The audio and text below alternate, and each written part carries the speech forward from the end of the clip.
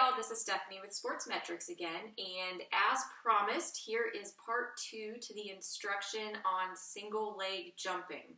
So in part 1, we talked about form, making sure that as you come into a single leg jump or even a single leg squat, your hips are even, toes and knees are pointed forward. You want to make sure your knee is bent, and as you come down lower, you shift your hips back and keep your chest up.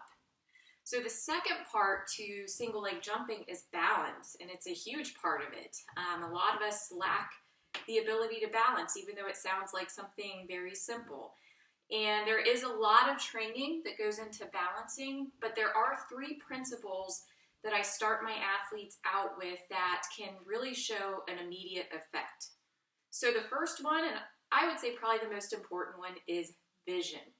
Your vision plays a huge role in balance, in providing feedback so you are able to balance correctly. And to prove that, I have my athletes stand on one leg, close their eyes. I've been working on this for a while, but usually they fall over right away, okay? So as part of vision, when an athlete is doing a single leg jump, I want to make sure that they pick out a spot in front of them that they can focus on.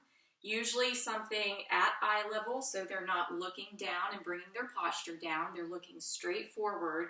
And by concentrating on that one spot, you're able to provide feedback and enabling yourself to balance correctly, okay? So that's one real simple step.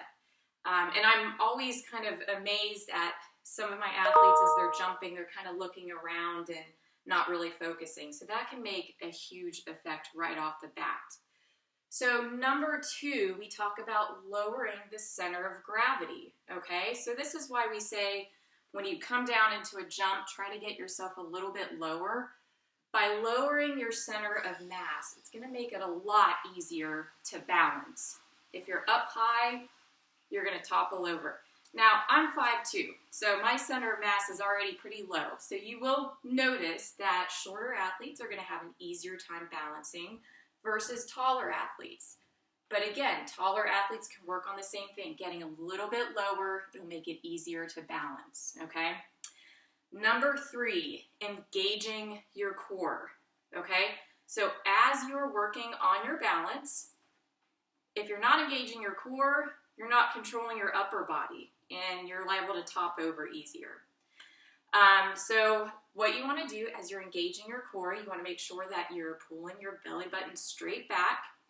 And one simple cue that I give a lot of my athletes if they don't know how to engage their core is to punch themselves in the stomach. And I actually stole this from my boss. So if you punch yourself in the stomach or somebody comes up to you and tries to punch you in the stomach, the first thing you do is tighten everything up, okay? So this is going to help you control your upper body so your lower body is able to stabilize a little bit better. So I challenge you to try those 3 things as you're working on your balance. Now again, training with balance is going to make it better, but these should be 3 immediate things that are going to help you. Now as we get further along and people get better at balance, we do like to do things like take the vision away to challenge it a little bit more to make your balance even better. But for now, try to find that one focal point, tighten your core, lower your center of gravity, and you'll be on your way to good balance. Thanks.